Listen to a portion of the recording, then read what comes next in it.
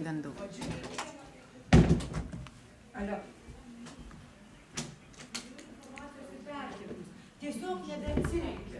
Ir tai, kad vieną kartą mes davėm informaciją ir jeigu mes toliau sėklų nesėsim, tai dirvos nepurenčiam, tai ji ir nesudėks. Tai tikrai kažkaip tai galite pasidalinti. Vienas konsultantas vieną mėnesį ruošia naujienlaiškį ir visiems kitiems nusiunčia ir tada jūs visi informuojate.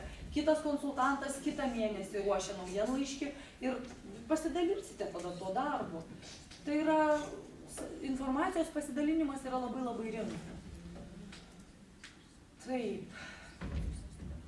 O dėl to artimesnio darbo mokytojų ir bibliotekininkų, tai tiesiog vėlgi grįžtu prie to paties. Jeigu norime pokyčių, tai turi visi elementai mokykloje išgirsti panašią informaciją.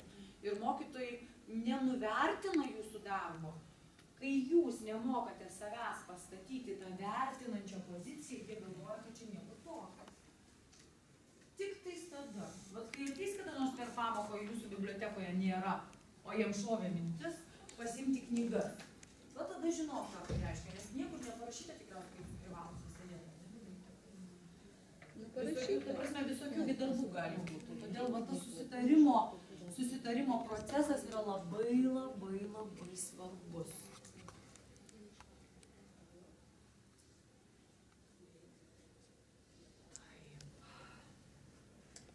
Kokių dar klausimų turėtumėt?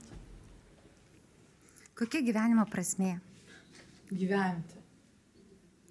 Tiesiog gyventi. O kokia bibliotekininko gyvenimo prasmė? Gyventi savo gyvenimą. Bibliotekininko.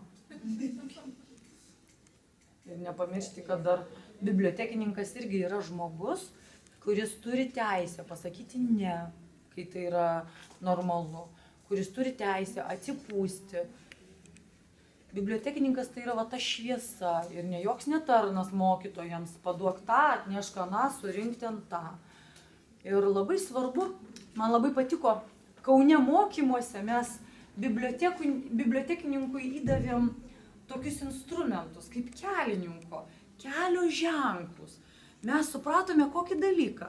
Kai ateina vaikas ir sako, duokite man tą knygą, nugi kur ta mokytoja prašė, gi ten apie tą ir tą. Ir bibliotekininkas, pavyzdžiui, žino atsakymą.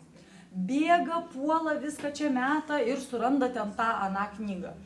Bet jeigu aš noriu paauginti tą vaiką, tai kaip knyga vadinasi, galiu klausti.